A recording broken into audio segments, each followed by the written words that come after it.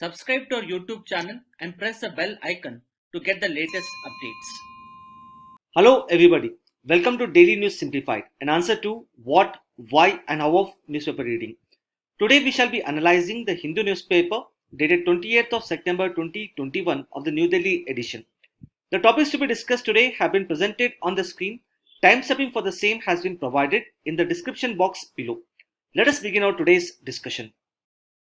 The first article in today's newspaper appears on page number 1.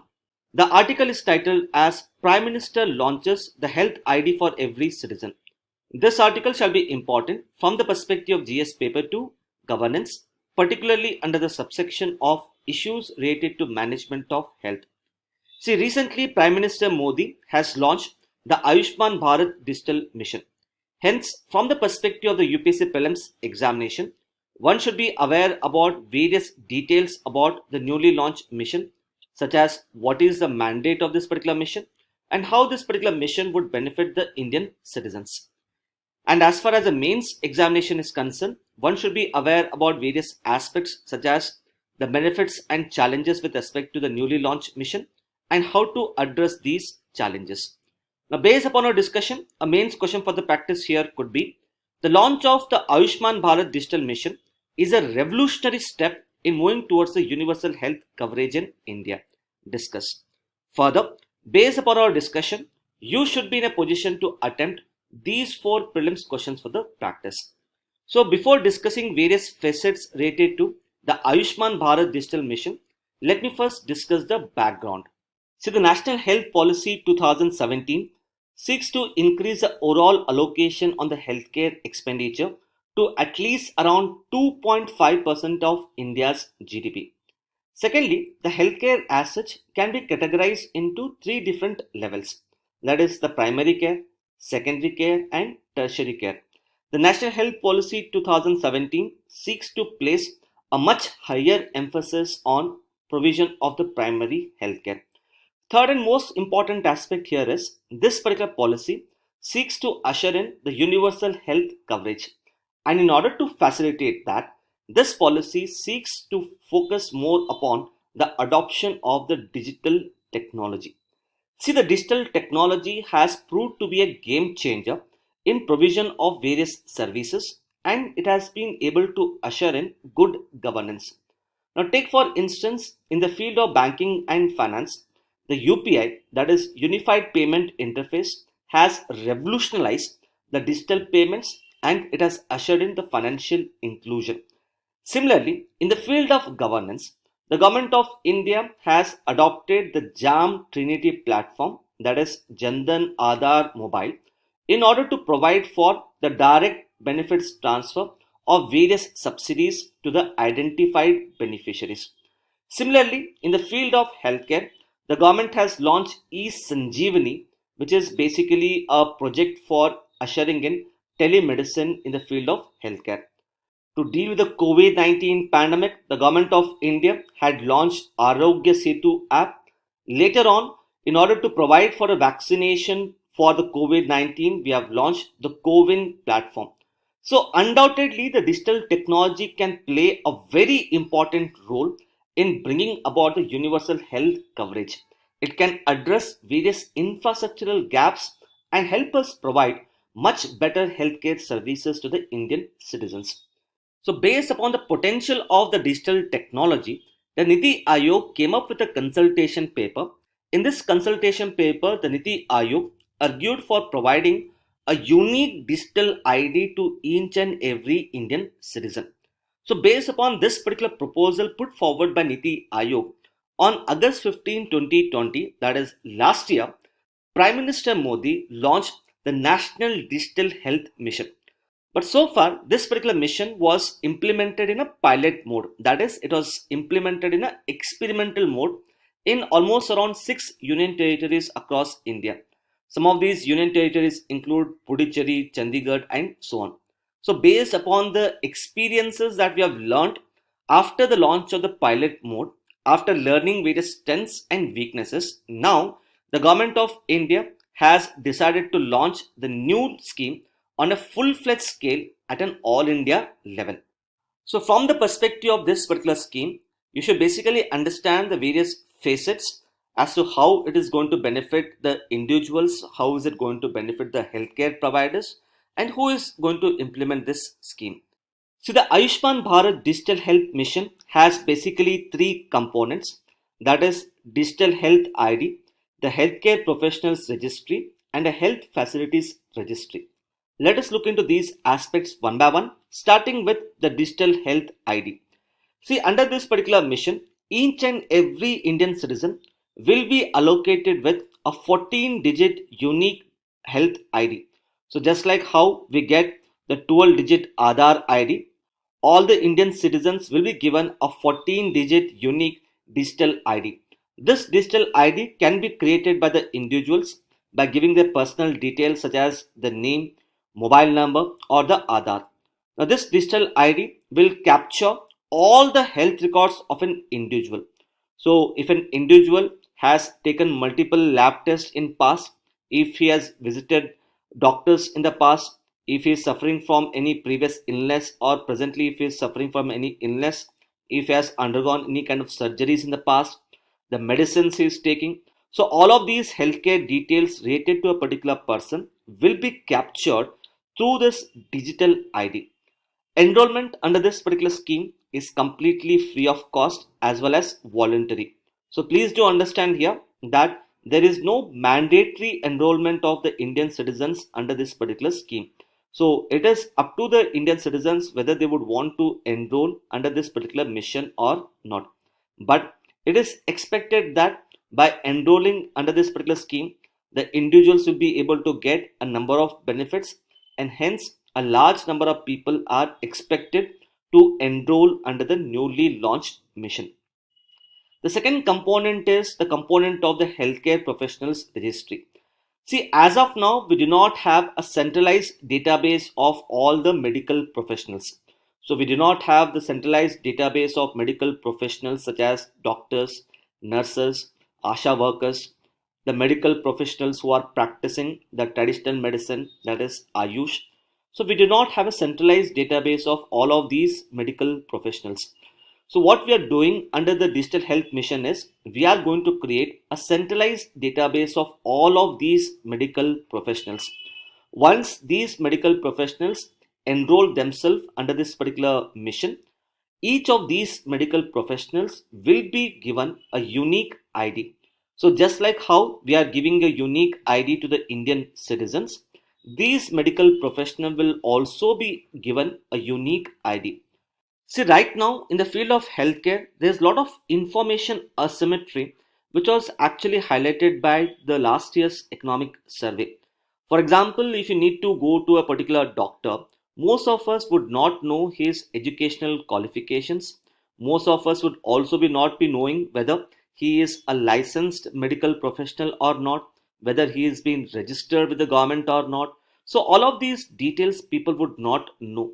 This in turn has given scope for a large number of fake doctors to operate in India.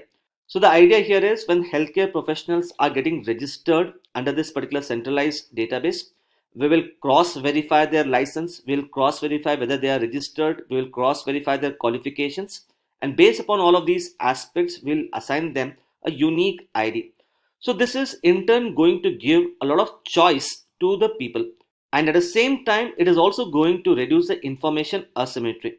So if you want to visit a particular doctor, you can have access to this particular database, you can have a look at all of the doctors, you can have a look at their qualifications, you can have a look whether they are licensed or not. So based upon these aspects, you can then choose to go to a particular doctor or not. Then next we have the healthcare facilities registry. So just like how we do not have a centralized database of all the medical professionals, even we do not have a centralized database of the healthcare facilities such as hospitals, clinic, diagnostic labs, pharmacies, etc. So here the idea is to create a centralized database of all of these healthcare facilities. So this in turn is going to widen the choices to the people. So if people need to visit a particular hospital, they can go to this particular registry, look at the list of hospitals and then take a decision. Similarly, if they need to get any kind of test done, they can look at the list of the diagnostic labs and then take a decision. So the overall idea under the digital health mission is to transform the healthcare delivery, to reduce the information asymmetry which is presently existing in the healthcare infrastructure, and to ensure better health outcomes. Please do note that this particular digital health mission is presently implemented by the National Health Authority, which functions under the Ministry of Health and Family Welfare. See, this National Health Authority is an authority which has been set up in order to implement the Ayushman Bharat scheme. So I hope you must be knowing about the Ayushman Bharat scheme. Under the Ayushman Bharat scheme, we have basically two components. One is to create 1.5 lakh health and wellness centers, and the second component is Pradhan Mantri Jan Arogya Yojana, which seeks to provide for 5 lakh insurance coverage on secondary and tertiary care hospitalization. So this Ayushman Bharat scheme is presently implemented by the National Health Authority. So this National Health Authority is going to implement even the Ayushman Bharat Digital Health Mission as well. Now let us understand the working mechanism of the newly launched mission. Now let's say there is a particular person P. Now this person P must have visited multiple hospitals in the past. Let's say he has visited hospital A, B, C, D, E, and so on. Now the problem here is his healthcare records as such, they are spread across multiple hospitals or the healthcare providers. Presently, there is no mechanism for sharing of healthcare information between multiple hospitals. So his healthcare records as such are spread across multiple hospitals. So his healthcare records such as say lab tests, the medicines which this person is taking, the surgeries which he has undergone in the past, whether the surgery was successful or not, all of these healthcare records, they are spread across multiple hospitals right now. So let's say this person P goes to another hospital F.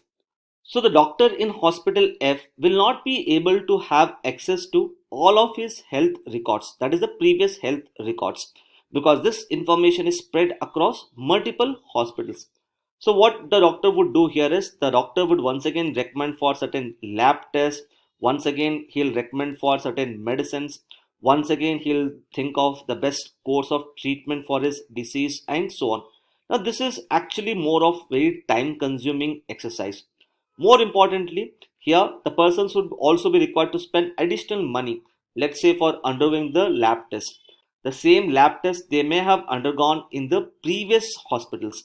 So since the doctor here does not have access to all of his healthcare records in the digital format, the doctor once again will try to diagnose the problem, and based upon the diagnosis, he may start the treatment.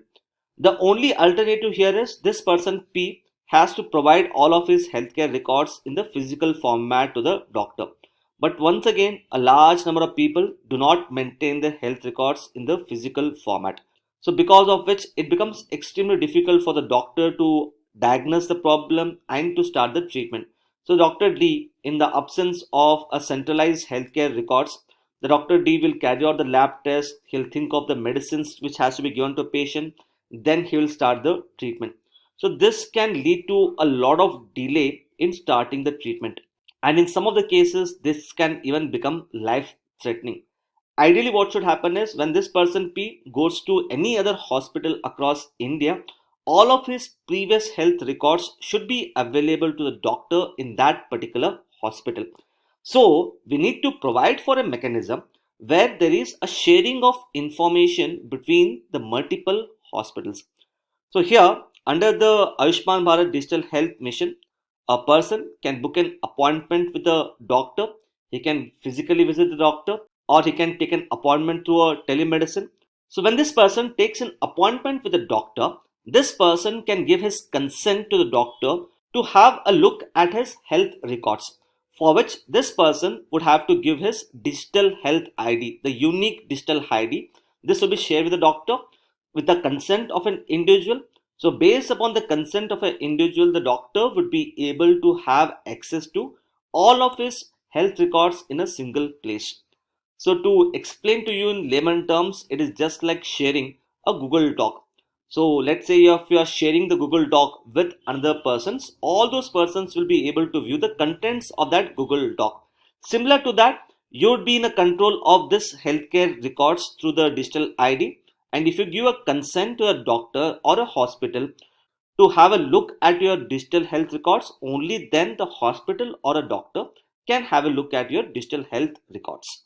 So when this particular doctor has access to all the medical records in the digital format, the doctor can start immediate treatment based upon his previous medical history, and this in turn enables us to improve the effectiveness of the treatment. So as and when this particular doctor provides for treatment, healthcare records get updated. So in future, when this particular person needs to go to any other doctor, the treatment provided by this particular doctor would be made available to the next doctor. So this is how a person's healthcare records keeps on getting updated, and based upon his medical records, the healthcare professionals can provide for the effective treatment within the least amount of time. Now coming to various benefits and challenges with respect to the digital health mission. See, as far as the benefits is concerned, the digital health mission is going to benefit each and every stakeholder. It is going to benefit the people, it is going to benefit the healthcare providers, and it is going to benefit the government of India.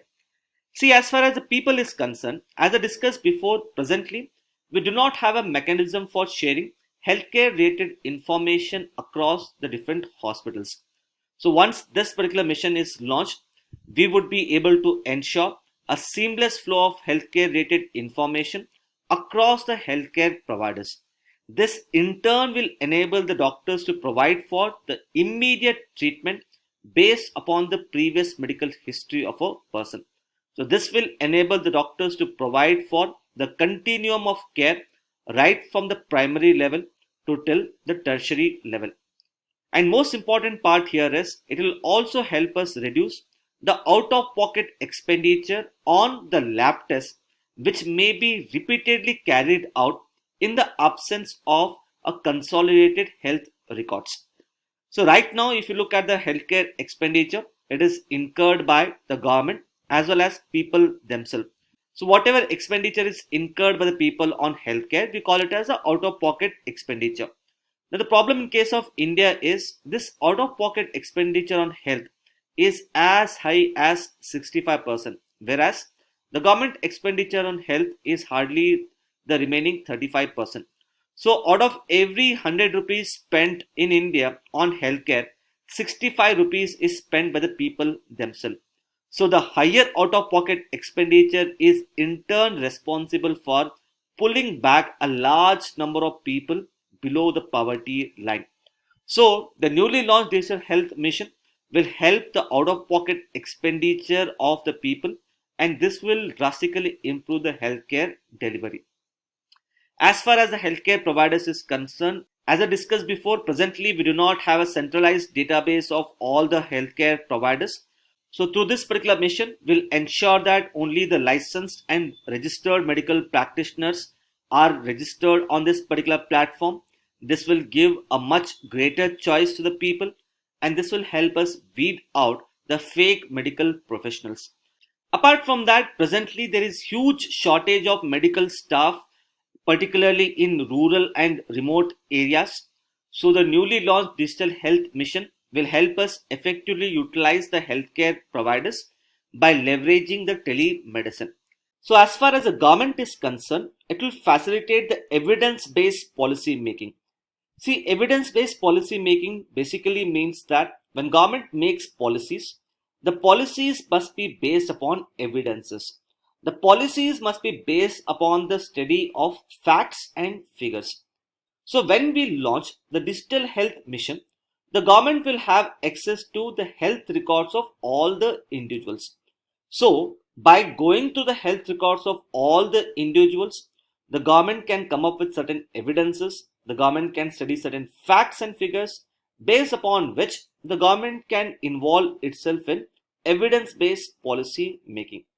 Now, for example, by going to the health records of the individuals, the government can get to know as to which disease has the highest burden in India.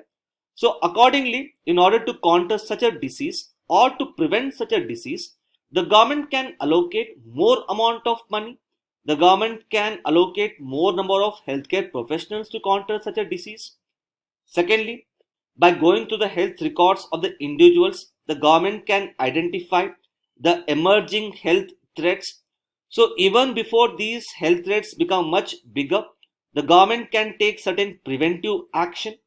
Now, for example, in case of India, there is a growing burden of the non-communicable diseases. In particular, a large number of people are suffering from cardiovascular diseases. People are also suffering from diabetes. People are suffering from various forms of cancer and so on. So, if the government is able to identify that these are the emerging threats, accordingly, the government can allocate more amount of money, more part of its budget in order to ensure that these problems do not become much bigger threats in future. Similarly, by having access to the health records of the individuals, government will get to know as to what extent people are having access to healthcare services, whether the people are preferring the public hospitals, that is the government hospitals, or people are preferring the private hospitals. Similarly, the government can also get to know as to how many healthcare professionals are actually working in rural and remote areas, and based upon which they can devise certain strategies to ensure the higher availability of the healthcare professionals. So overall, this particular mission will help us come out with a data-driven, evidence-based policy making. It will help the government identify the infrastructural gaps and healthcare-related issues. It will help the government optimize its expenditure on healthcare. And more importantly, as more number of people are getting enrolled under the digital health mission, the government will be able to identify the beneficiaries, and over a period of time, the government will be able to increase the enrollment of beneficiaries under the various government schemes. Now coming to various challenges, first and foremost, the success of the newly launched digital health mission is in turn dependent upon the higher enrollment of the people. So going forward, we need to devise certain ways and means in order to ensure the higher enrollment of the people under this particular mission. Secondly, the success of this particular mission is also critically dependent upon the availability of digital infrastructure, particularly the internet connection in rural areas, as well as the digital literacy among the people. So going forward, we need to address these two problems in order to ensure the success of the digital health mission. Thirdly, presently the hospitals in case of India capture the necessary information about the patients.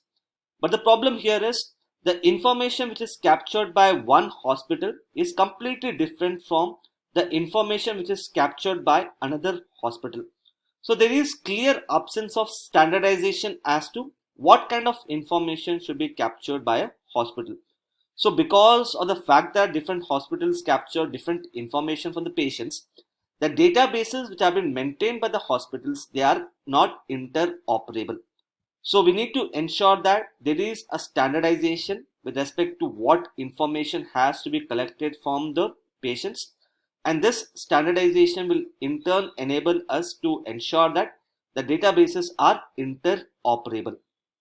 Nextly, just like how concerns have been raised with respect to Aadhaar, concerns have also been raised with respect to the digital health mission. So under the digital health mission, we are collecting huge amount of medical records of an individual through the digital ID, and there are probability or chances that this medical records can actually be misused.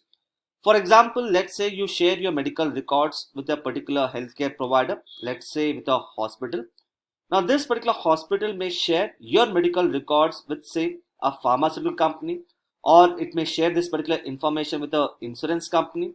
In that particular case, this pharmaceutical company or this insurance company will start targeting the advertisements towards you based upon your medical records. So this is a clear violation of the privacy of an individual. So going forward, we need to ensure that we have a strong data protection law which is able to ensure the data security and the privacy of the individuals. Nextly, see, if you look at the healthcare sector in case of India, the healthcare sector is suffering from a number of problems. For example, the government is significantly underspending on health. The government's expenditure on health is hardly around 1.5% of India's GDP, and it is much lower in comparison to the smaller economies. The out-of-pocket expenditure, as I discussed, is as high as 65%. The insurance coverage is quite lower. People do not have access to hospitals or the doctors and so on. So all of these are the ground problems in the healthcare sector. Without solving these problems, if we assume that the digital technology would emerge as a game changer, this would be wrong. We need to realize that the Ayushman Bharat Digital Health Mission would be successful only when we address the core problems, the core concerns in the healthcare infrastructure. We need to increase our healthcare expenditure. We need to reduce the out-of-pocket expenditure. We need to increase the insurance coverage. We need to ensure that people have access to the public healthcare infrastructure and so on. And unless we do it, the Ayushman Bharat Digital Health Mission would not be successful. So what I'm trying to highlight here is we cannot over rely on digital technology for transformative changes in the healthcare. The adoption of digital technology has to go hand in hand by addressing these ground problems or the core concerns. And last and most importantly, in the year 2002, the UK government launched a program known as the National Program for IT. The mandate of this particular program was to create the electronic health records of all the citizens in UK. So as you can see, the mandate of this particular program in UK was similar to the mandate of the Digital Health Mission. So this program was launched in the year 2002. The UK government spent huge amount of money in ensuring the success of this particular program. But unfortunately, this program was one of the biggest failure of UK government. And ultimately, the UK government decided to do away with such a program in the year 2011. So this particular program faced a number of bottlenecks, a number of challenges such as lower enrollment of people, lack of integration of hospital database with the electronic health records of the people and so on. So because of these implementation challenges, this program was a failure and ultimately it got ended in the year 2011. So what I'm stressing here is a developed economy such as UK could not implement the electronic health records. So undoubtedly, for a developing country such as India, the implementation of the Ayushman Bharat Digital Health Mission is undoubtedly going to be a challenging exercise. The launch of this particular mission is undoubtedly welcome, but at the same time, we need to realize that there are certain implementation challenges. There are certain bottlenecks. These implementation challenges and bottlenecks we need to learn from the UK experience. So based upon the UK experience, we need to plug these challenges and bottlenecks in order to ensure the success of the newly launched digital health mission. So these are some of the important aspects which one should know with respect to this particular article. Apart from that, because of the COVID-19 pandemic, the healthcare has finally taken a center stage. So the topic of healthcare becomes extremely important from the perspective of UPSC prelims as well as the mains examination. As you can see in this year's economic survey, we had a separate chapter dedicated to the healthcare. The link to this particular economic survey has been given in the description box below. Please go through this particular video. In this particular video, I have discussed various aspects such as what are the current problems and challenges with the healthcare, what are the problems with the private healthcare, wherein I have particularly discussed the concept of the information asymmetry and how to address various problems and challenges with respect to healthcare. The contents of this can be used by you while writing an answer in the GS paper 2, or it can also be used to write an essay. So based upon our discussion, please try to attempt these 4 prelims questions for the practice and please let us know the answer in the comment section given below. With this, let us now take up the next article. The next article appears as an editorial on page number 6. The article is titled as High Water. This article shall be important from the perspective of GS paper 3 disaster management. See, recently the eastern coast of India was hit by the tropical cyclone Gulab. Because of the climate change, there has been increase in the intensity as well as the frequency of the tropical cyclones. So whenever these tropical cyclones hit the Indian coast, invariably it causes huge amount of loss, both in terms of loss of lives as well as property. In this particular background, this particular editorial here discusses the need for the disaster risk insurance. See, the topic of disaster risk insurance has been covered by me in the DNS dated 28th of May 2021. So what I would do here is I would attach the previous DNS video so that you can understand all the aspects related to the disaster risk insurance. See, already the Indian economy is facing the brunt of the COVID-19 pandemic. On top of that, recently India witnessed the devastating impact of back-to-back cyclones, one along the western coast and the other along the eastern coast. See, whenever disaster strikes India, there is huge amount of financial burden on the government to undertake relief and rehabilitation works as well as undertake the reconstruction of the infrastructure projects which have got devastated. So obviously going forward, there is a need to reduce the overall financial burden on the government of India. And one way of doing it is through the mechanism of the disaster insurance financing. In this regard, this particular article, as you can see here, talks about social insurance model in order to reduce the impact of disasters on the people. Hence, a main question for the practice from this particular topic here could be examine as to how disaster insurance financing can bring about a paradigm shift in the disaster management framework in India. So what we will do here is we'll first look at the disaster financing framework in India, that is with respect to NDRMF and SDRNF. We'll understand as to what are the problems with respect to disaster financing and how these problems can be addressed through the mechanism of the disaster risk insurance. Coming first to the basics with respect to India's vulnerability to disasters. See, according to the National Disaster Management Authority, almost around 85% of the land area in India is vulnerable either to a single or a multiple disasters. For example, almost 57% of India's area lies in high seismic zone. 68% of India's area is prone to frequent droughts. 40 million hectares, that is approximately 12% of India's area, is prone to floods. And 8% of India's landmass, particularly along the western coast as well as eastern coast, is highly prone to cyclones. So India is highly vulnerable to various types of disasters. In order to understand as to what has been the impact of the disasters on India, one can look at the Global Climate Risk Index 2021, which is published by a global think tank known as the German Watch. According to this particular report, India is considered to be the country which is fifth most vulnerable country in the world to climate change. In the year 2017, India witnessed second highest deaths due to the natural disasters, and the amount of economic losses faced by the Indian economy is fourth highest in the world. So the frequent disasters in India has led to loss of large amount of lives. It has disrupted the livelihoods of the people. It has led to the loss of properties built by the people, and it has also led to the destruction of various infrastructure projects built by the government of India as well as the private sector.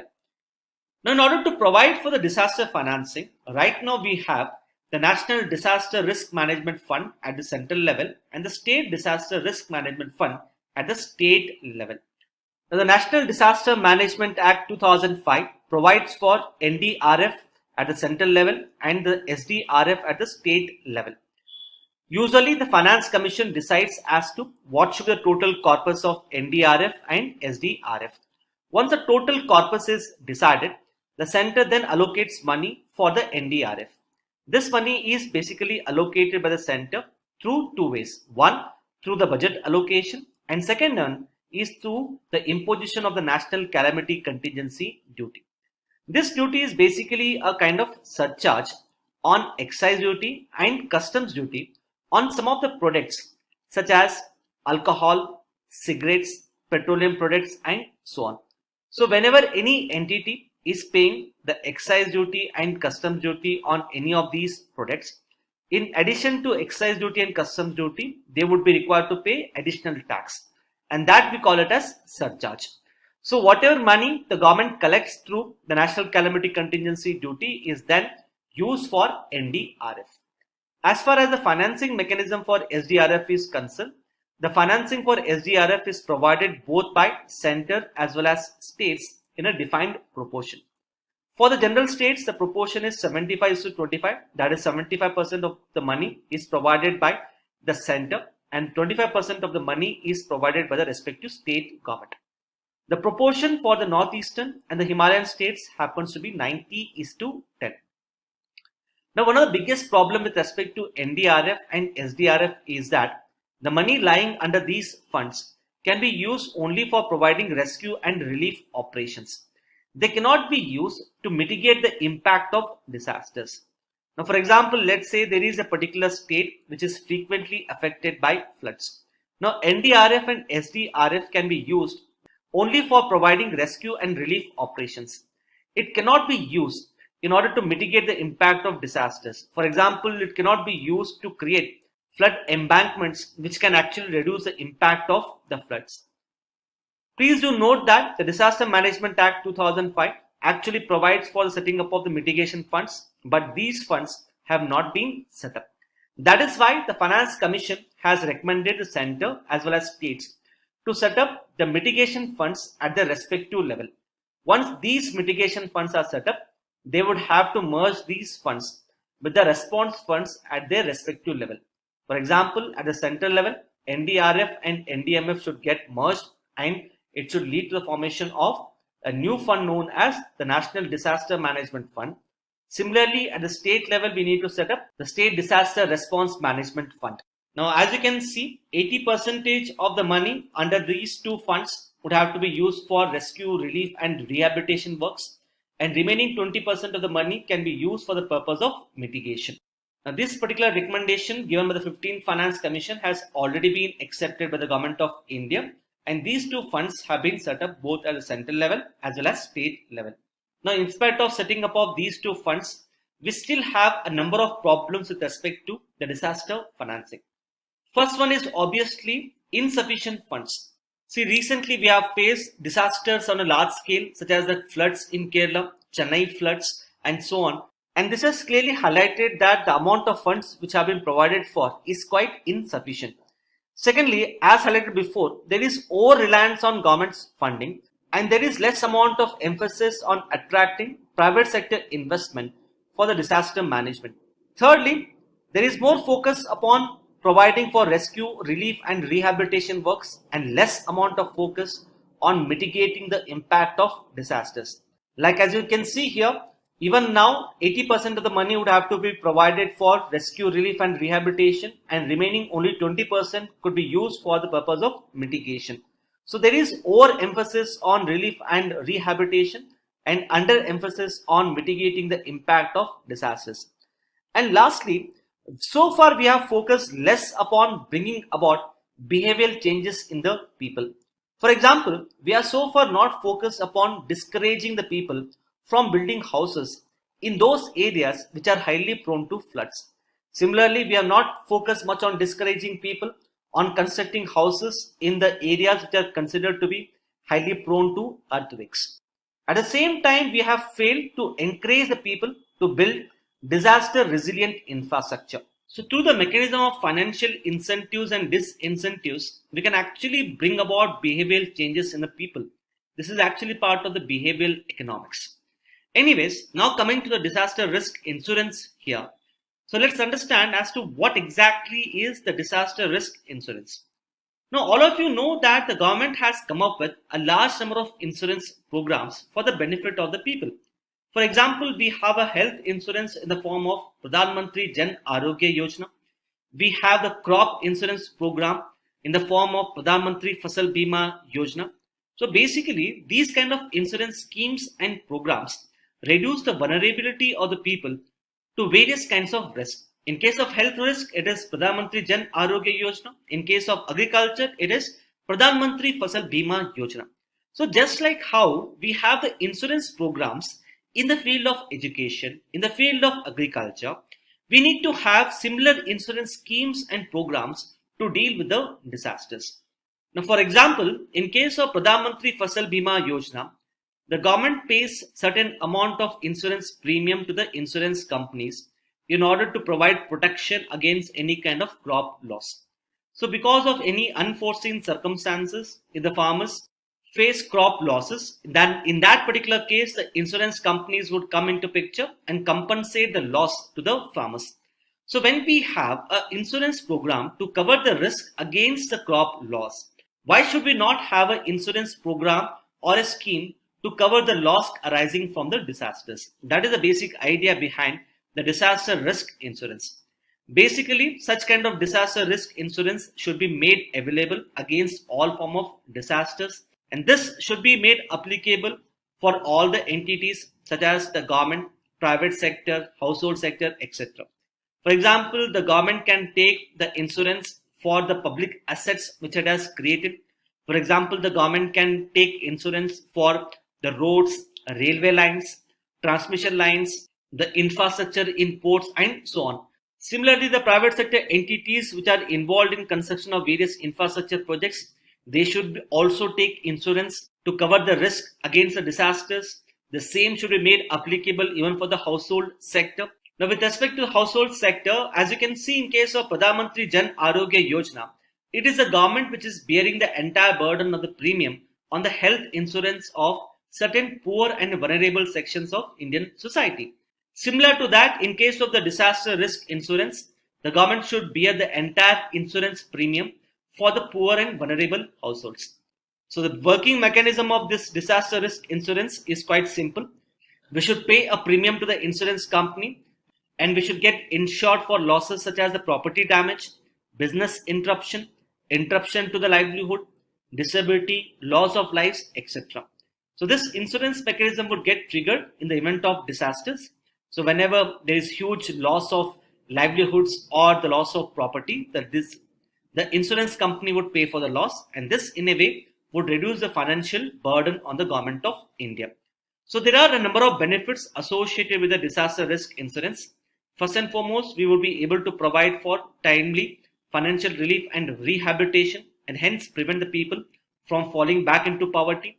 We would be able to diversify the risk away from the government towards the private sector.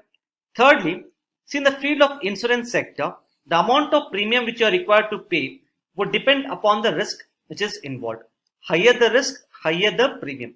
For example, if you are constructing your house in a flood prone area, then obviously you would be required to pay a higher premium. On the other hand, if you are constructing your house in an area which is less prone to flooding, then you would be required to pay less amount of premium. So in a way here, this premium which you are required to pay can act as an incentive or a disincentive, and hence bring about behavioral changes in the people. For example, the insurance companies would charge higher premium for constructing the houses in the flood prone areas, and hence the people would be discouraged to construct houses in such areas. Similarly, the insurance companies would require the people to pay lower premium if the houses or the buildings which they have constructed are more disaster resilient. So in order to reduce the premium, people would obviously construct infrastructure which is more resilient to disasters. So in a way here, financial incentives and disincentives can bring about behavioral changes in the people. So this is what is behavioral economics. So we are trying to bring about behavioral changes in the people through the market-based mechanism. So one of the biggest advantage associated with the disaster risk insurance is that it will be able to bring about the behavioral changes in the people. And lastly, see, as highlighted before, the amount of funds available with the state government to deal with the disasters is actually quite lower. So whenever any state government is affected by the disasters, usually such states allocate the finances meant for the purpose of development towards the disaster, which means that the states would have less amount of money available for undertaking development. So this in turn leads to the growth gap. So growth gap here means the gap in the growth process which is specifically created in certain states when these states allocate finances meant for the purpose of development for the purpose of disaster management. So if we provide for the disaster risk insurance, we would be able to reduce the burden on the government to finance the disaster related expenditure. We would be able to diversify the risk away from the government, and hence we would be able to promote more of growth and development in almost all the states. So obviously there are a number of benefits associated with the disaster risk insurance, and accordingly we would have to focus upon bringing about these initiatives within India. So based upon our video analysis, you can try writing answer to this particular mains question for practice. With this, let us now take up the next article. Next, on page number 7, we have an article which is titled as Revitalizing the PM-KUSUM scheme. This article shall be important from the perspective of GS paper 3 Indian economy. This article basically discusses as to how PM-KUSUM scheme can be revitalized. So let's first understand the basic details of the PM-KUSUM scheme. I hope all of you must be aware about the National Solar Mission. Under the National Solar Mission, we have set an ambitious target to have 100 gigawatt of installed solar energy capacity by the end of 2022. In order to meet this particular target, one of the most important initiative what we have is the PM-KUSUM scheme. The idea behind the PM-KUSUM scheme is to encourage the farmers to set up the solar energy plants on their agricultural fields and use this particular electricity in order to meet their irrigation needs. Also enable the farmers to sell off the surplus power to the DISCOMs and earn additional income. So the overall mandate of this particular scheme is to turn the Indian farmers from Annadata to Urjadata. So under this particular scheme here, we have basically 3 components. Under the first component, we are encouraging the farmers to set up grid connected solar as well as other renewable energy plants on their barren or uncultivable land. So whatever power which they are generating, that power they can sell it to the DISCOMs and earn additional income. The second component is for the off-grid areas, that is those areas where we do not have the electricity transmission lines. In the off-grid areas, the mandate is to replace the diesel agricultural pump sets with the solar agricultural pumps. So here, if the diesel agricultural pump sets are replaced with the solar agricultural pump sets, automatically it will reduce the dependence of the farmers on diesel and it will help them meet their irrigation needs. The third component is for the grid connected areas. In the grid connected areas, once again we are trying to replace the diesel agricultural pump sets with the solar agricultural pumps. But here, whatever is the surplus power which the farmers are generating, that surplus power they can sell it to the DISCOMs and earn additional income. So overall, the PM-KUSUM scheme help us to increase our solar energy capacity. It will reduce the dependence of the farmers on diesel. It will help the farmers meet their irrigation needs, and more importantly, this can emerge as a game changer in doubling the income levels of the farmers. The authors of this particular article here have highlighted some important strategies to ensure the success of PM-KUSUM scheme. First and foremost, see, right now the DISCOMs have entered into long-term power purchase agreement with the other power producers, because of which the DISCOMs are not in a position to buy the power from the farmers under the PM-KUSUM scheme. So the DISCOMs are already buying surplus power from other power producers, and because of which they are reluctant to buy the power from the farmers under the PM-KUSUM scheme. So the authors of this particular article have highlighted that we need to extend the duration for which we are going to implement the PM-KUSUM scheme, and ideally it should be extended even beyond 2022. So when we extend beyond 2022, automatically the long-term power purchase agreements which DISCOMs have entered into, they will lapse, and then the DISCOMs can come forward and start procuring power from the farmers under the PM-KUSUM. The second one is, presently if the farmers have to convert their agricultural land into non-agricultural land for setting up of the power plants, the farmers are required to take prior approval, prior permission from the government. And usually it leads to huge delays in setting up of the power plants. So going forward, we need to streamline the land regulations. We need to make it more easier for the farmers to convert the agricultural land into non-agricultural land for setting up of the solar power plants. Thirdly, under the PM-KUSUM scheme, a certain amount of support is given by the government in the form of subsidy for setting up of the solar power plants, and certain amount of money has to be paid by the farmers as an upfront initial cost. And this upfront initial cost comes to be at least around 30 to 40% of the total project cost. So right now, most of the farmers are unable to make this particular initial investment because of lack of access to loans from the commercial banks. So going forward, we need to devise certain mechanisms wherein the farmers should be able to get easy credit from the banks in order to set up the solar power plants in their agricultural fields. So these are some of the important aspects which one should know with respect to this particular article. The next article appears on page number 1. This particular article has appeared in the newspaper in the context of the publication of the quarterly employment survey report by the government recently. This particular report has captured the employment status for the present. This particular report has captured the employment status for the first quarter of the present financial year. So the UPSC as such is not going to ask you questions related to facts and figures from the results of this particular survey report. But UPSC could probably ask you questions related to the official employment statistics reports. So let us look into the official employment reports in India. The first report is a payroll reporting. This particular report is published by the National Statistical Office. This particular employment report measures the employment in the formal sector. This report does not measure the extent of employment in the informal sector. For measuring employment in the formal sector, this report looks into the number of employees who have joined the various social security schemes of the government, such as Employee Provident Fund Scheme, the Employee State Insurance Scheme, and the National Pension Scheme.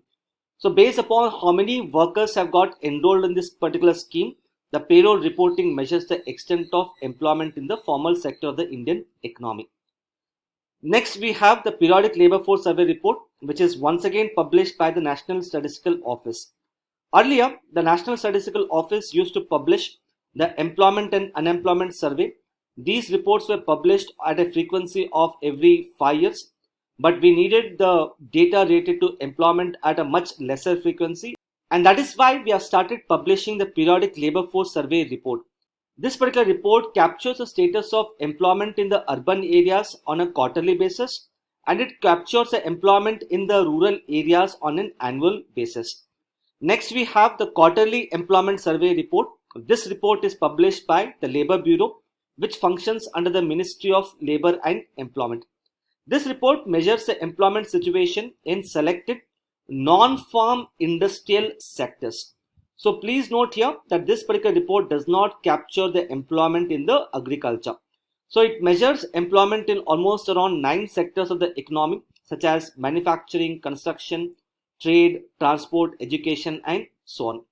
As far as the highlights of the recently published report is concerned, I'm not discussing this because UPSC is not going to ask you questions on that.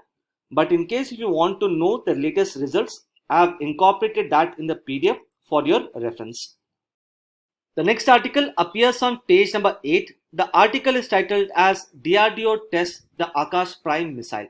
This particular article highlights that the Defense Research and Development Organization has recently tested an improved version of Akash missile known as the Akash Prime missile. So let's look into the important details. See, if you look at the Akash missile, it is a medium range surface to air missile system which has been developed by DRDO. So being a surface to air missile, it has a capability to neutralize various aerial targets such as the enemy fighter jets, enemy missiles, and so on. It can operate up to a range of 50 to 80 km and up to an altitude of 18,000 meters. In comparison, if you look at the Akash Prime missile, it is basically a improved version of Akash missile. The Akash Prime missile has been equipped with a indigenously developed active radio frequency seeker, which in turn improves the overall accuracy of the Akash Prime missile to hit the aerial targets. Apart from that, the Akash Prime missile has been designed to perform at a much higher level, particularly in the low temperature areas such as Leh and Ladakh. So these are some important aspects about the Akash Prime missile which could become important from the perspective of the prelims examination.